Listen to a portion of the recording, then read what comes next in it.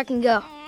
We never got to the gazelles. Zuri got her claws stuck in a tree. I was looking through some old Disney storyboards from The Lion King too, when I noticed something strange, like finding a missing puzzle piece in a familiar story. In several scenes, two cubs were drawn next to Simba and Nala, not just Kiara. The second cub had darker fur with markings suspiciously similar to Kovu's. Disney has never acknowledged this character in any official capacity, despite the evidence existing right there in the original artwork they've kept hidden away for years.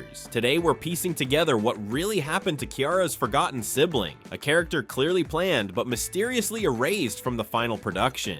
Have you ever noticed that Disney loves to hide things in plain sight? Well, I was looking through some rare Lion King 2 storyboards that weren't supposed to be public, and guess what? I found something that Disney has been keeping secret for years. These secret storyboards from early development of The Lion King 2 show not just one cub with Simba and Nala, but two cubs in multiple scenes, which is crazy because we only ever met Kiara in the final movie. The second cub isn't just a random duplicate either. It has darker fur and specific markings that look really different from Kiara, creating a deliberate visual contrast with her character. Disney artists clearly spent time developing this character's unique look with specific markings around the eyes and a darker coat color that reminds me a lot of Kovu's coloring, creating a visual connection that feels like more than just coincidence. In these storyboards, the second cub is often shown slightly behind Kiara or partially hidden by Simba, suggesting this character was meant to be more mysterious or reserved compared to Kiara's outgoing personality. There's this fascinating family dynamic in how they're placed. Kiara always front and center while this other cub stays in the shadows but still clearly part of the royal family, like a hidden branch of the family tree. There's this one specific storyboard where Simba is standing on Pride Rock with both cubs, but in the final movie that exact same scene only shows Kiara. It's the famous presentation scene, and you can see the outlines where they basically just removed the second cub and pretended it never existed. What kind of insane story decision is that? Some of these storyboards are dated from early 1997, which was pretty late in production, meaning this twin character wasn't just some early concept that got thrown out right away, but was actually part of the story until very close to completion. The Lion King 2 came out in October 1998, so they were still drawing scenes with two cubs less than 2 years before release, which means this was a major last-minute change to the storyline.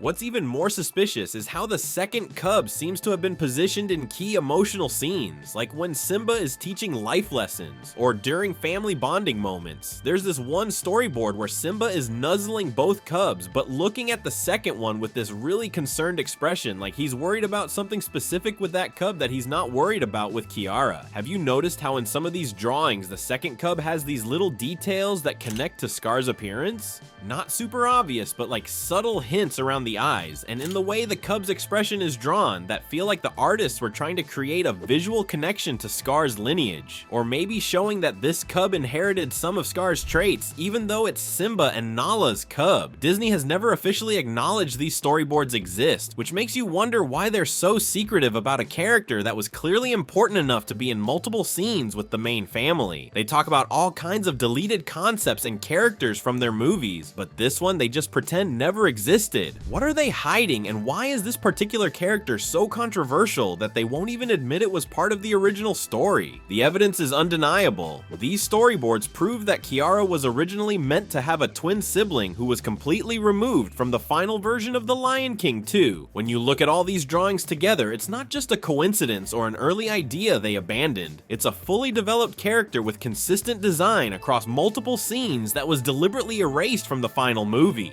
While those storyboards were hidden away, Disney couldn't completely scrub the twin from existence because the entire movie was already built around having two cubs. Remember when Kiara says she feels like a part of me is missing, or when Zira gives that confused look upon meeting her? Those weren't random character moments, but leftover evidence of a story that was frantically rewritten at the last minute. When you rewatch The Lion King 2 with this twin revelation in mind, so many strange moments suddenly make perfect sense. Take that scene where Simba lectures Kiara after her adventure in the Outlands. His overprotectiveness goes way beyond normal parenting. At timestamp 12:15, his expression shifts from stern to almost haunted when he says, "We are one." He seems to be addressing someone else who should be standing there too, and Zira's first encounter with Kiara becomes a treasure trove of clues. When she corners Kiara, Zira looks confused, studying Kiara's face with disappointment before saying, "You must be Simba's little princess." The emphasis on "you" suggests she expected a different royal cub, possibly the darker furred twin who resembled Scar's bloodline more closely. These are like hidden fingerprints of the original story left behind. Have you ever wondered why Simba is so ridiculously overprotective throughout the entire movie? The film never gives us a satisfying explanation for his helicopter parenting beyond "he's just worried." But what if there's a darker reason? What if Simba already lost one cub, either through death or separation, and now lives in constant fear of losing his only remaining child? His extreme behavior makes sense as the trauma response of a father who's already experienced the worst possible loss. The most revealing clues come from Kiara herself. She tells Kovu, "I feel like there's a part of me that's missing." What if this wasn't just teenage angst, but literal foreshadowing about her absent twin? What if Kiara was unconsciously sensing the sibling who should be growing up alongside her?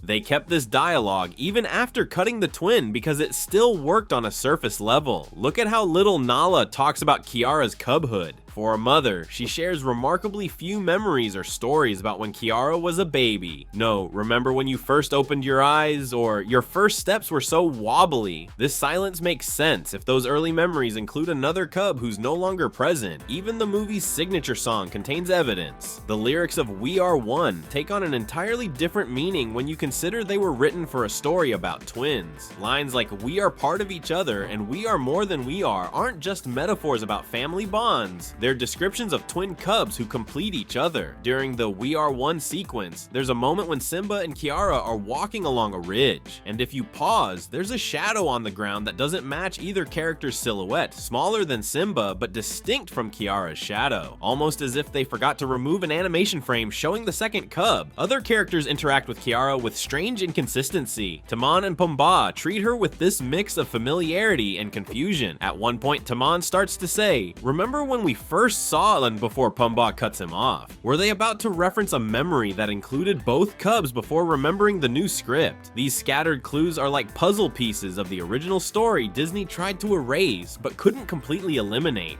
Timon and Pumbaa's strange behavior is just the tip of the iceberg when we look at the characters in The Lion King 2. Zira's intense hatred towards Simba feels way too personal for someone who was just loyal to Scar. Have you noticed how she practically seethes with rage whenever she mentions Simba's name? It's like he took something irreplaceable from her, something deeply personal like Kiara's twin. The mystery of the missing cub might have the darkest explanation possible. Within the actual storyline, they were banished to the Outlands alongside Zira. This transforms everything we understand about the conflict between the two prides. The story becomes about a family literally torn apart by Simba's decision, a royal bloodline severed. Look at how Zira behaves throughout the movie. She has intimate knowledge of Pride Rock's layout and routines. During her ambush planning scene, she precisely describes where Simba sleeps and his most vulnerable moments. That kind of information comes only from someone who once lived there herself or had a direct connection to someone who did, like a royal cub taken from Pride Rock. What about Kovu's role? Why is Zira so fixated on using him specifically to infiltrate Pride Rock? She calls him Scar's hand-chosen successor, but her obsession runs deeper. Kovu might be connected to the royal bloodline himself, possibly sharing traits with the banished twin. This explains why Zira trained him so relentlessly. He carries more than Scar's legacy, he carries royal blood. When Simba first sees cub Kovu at the border, his reaction is strangely intense. There's a moment where he looks genuinely disturbed, almost haunted. If Kovu shared physical traits with Kiara's banished twin, Simba's strong reaction makes perfect sense. In Simba's mind, he might be thinking, "Those eyes, they remind me of the decision that haunts me every night. The cub I sent away because I feared what they might become."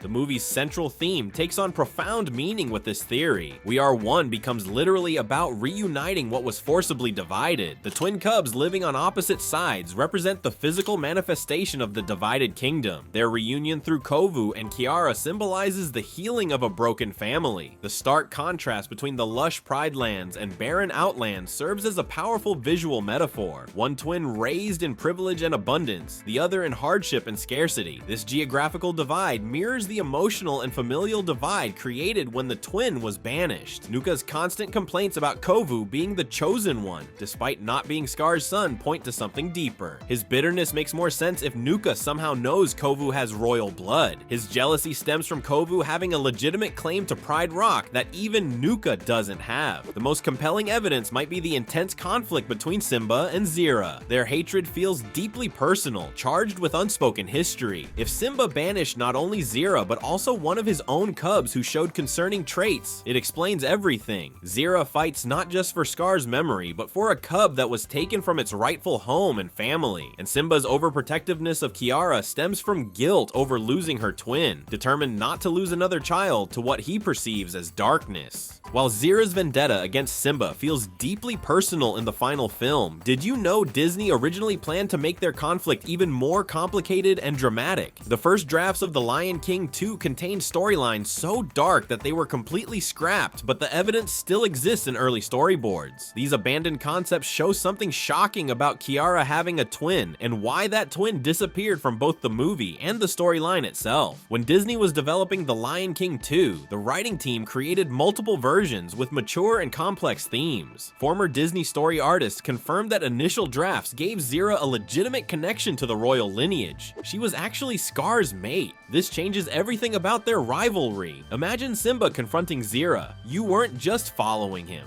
You loved him. And Zira snarling back, he was my king in every way that matters. The storyline gets even more complicated because in these early drafts, Zira was pregnant with Scar's cub when he died. This would create a serious succession crisis. A direct heir to Scar would have a competing claim against Kiara. What would Simba do with the child of the uncle who murdered his father? Would he look at the cub and see innocent eyes or the shadow of his traumatic past? The storyboards reveal something fascinating about the timing of these cubs' births. What if the second cub in the drawings represented Scar and Zira's offspring, born around the same time as Kiara? The cubs could have been raised together initially before Simba was forced to make a difficult decision about what to do with his enemy's child. Imagine Simba watching the cubs playing together, noticing disturbing similarities between one cub and his uncle, triggering memories of betrayal and loss.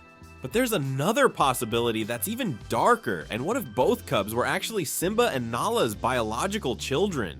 Early drafts might have explored Simba seeing his uncle's personality emerging in his own offspring. This concept would create a heart-wrenching parallel to Simba's own exile, except this time, Simba would make the painful choice to banish his own child along with Zira. According to animation historians, Disney seriously considered a storyline where Simba banished one of his own cubs because it showed traits too similar to Scar. This would explain why Zira's hatred feels so personal. She wouldn't just be a follower of Scar, but the guardian of Simba's rejected child who had a legitimate claim to Pride Rock. This concept was ultimately deemed too controversial for Disney's brand. Portraying beloved Simba banishing his own offspring would damage his character. Audiences who cherished him from the first film would struggle to accept such a heartbreaking decision regardless of his reasoning. The hero who learned Hakuna Matata suddenly becoming a king who exiled his own flesh and blood was too dark a turn. The abandoned storylines also considered the twin being given to Zira as part of a peace arrangement. Perhaps one royal cub was entrusted to the Outlanders to unite the divided kingdom. This would explain why Zira knows so much about Pride Rock and has such deep-seated resentment. She was raising a cub who should have been royalty but lived in exile instead. This missing twin doesn't just change our understanding of The Lion King 2. It suddenly makes the entire franchise look like an elaborate cover-up. Have you ever wondered why characters mysteriously disappear between movies? Or why the timeline seems so fractured across all the Lion King stories? These aren't plot holes, but deliberate attempts to hide evidence of Kiara's exiled twin. The Lion King universe resembles a patchwork quilt with a glaringly empty square at its center. We have The Lion King 1, 2, and 1.5, plus the Lion Guard TV series, and countless books and comics arranged in this weird, non-linear way that creates massive continuity problems. These timeline issues serve as intentional distractions from the abandoned twin storyline, with each new piece carefully positioned to avoid avoid addressing the missing character. The most obvious evidence appears in how Disney handles family members who would know about the twin. Sarabi, Simba's mother and a major character in the first movie, completely vanishes in Lion King 2 without any explanation. No death scene, no mention of where she went, she's just gone. Most fans think this happened because her voice actress Madge Sinclair passed away, but what if Sarabi knew the truth about Kiara's twin, and Disney couldn't include her without addressing this dark secret? Her absence makes perfect sense if she objected to whatever happened to that missing cub. Then we have the mysterious additions to the royal family. Kian appears out of nowhere as Kiara's younger brother in The Lion Guard, a show supposedly taking place during Lion King 2's events, but we never see him in the movie.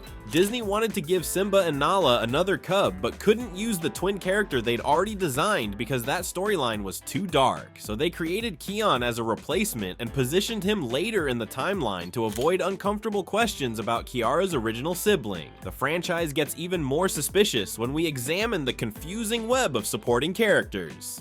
The Lion Guard introduces Tfue and Zuri as Kiara's best friends who were nowhere in the movie. Then there's Jasiri, the friendly hyena, and all these other animals in Kian's team. Disney needed to populate the Pride Lands with new characters who wouldn't know about the missing twin situation. Even the magical elements feel connected to this cover-up. The Roar of the Elders from the Lion Guard could have originally been part of the twin storyline, a unique trait of Kiara's twin that explains why this incredibly important magical ability is never mentioned in any movies. It was tied to a character Disney had already erased. The Lion King books and comics make this even more suspicious. They introduce characters like Kopa, supposedly Simba and Nala's son, who doesn't appear in any movies. These inconsistencies aren't just bad planning, they're remnants of a more complex royal family storyline that included Kiara's twin before Disney simplified everything. Then there's Lion King 1.5, just Timon and Pumbaa retelling the first movie from their perspective. Why make this instead of continuing forward after Lion King 2? Because moving forward would force them to address what happened to the missing twin. It's safer to go backward or sideways in the timeline than deal with the consequences of that abandoned storyline. All these franchise decisions, the fractured timeline, disappearing characters, sudden new additions, and magical powers, make sense when viewed as Disney's elaborate effort to hide the twin cut from Lion King 2. So we've uncovered this whole conspiracy about Kiara's twin, but what does it all really mean? The truth has been hiding right in front of us for decades, but Disney kept us from seeing it. When you put all the pieces together, those storyboards, dialogue, and character reactions we discussed, it tells a story Disney never wanted told. Every time you watch The Lion King 2, you're witnessing a sanitized version of a much deeper, darker tale. What happened to this character? Perhaps banished with Zira, secretly connected to Kovu, or simply too dark for Disney's brand. Whatever the reason, this missing piece transforms our entire understanding of Simba's legacy. The twins' ghost haunts the film like a lost chapter torn from the Pride's history. Once you see the shadows and unexplained moments, you'll never experience the story the same way. What really happened to Kiara's twin? That forbidden question changes everything we thought we knew about the Pride Lands.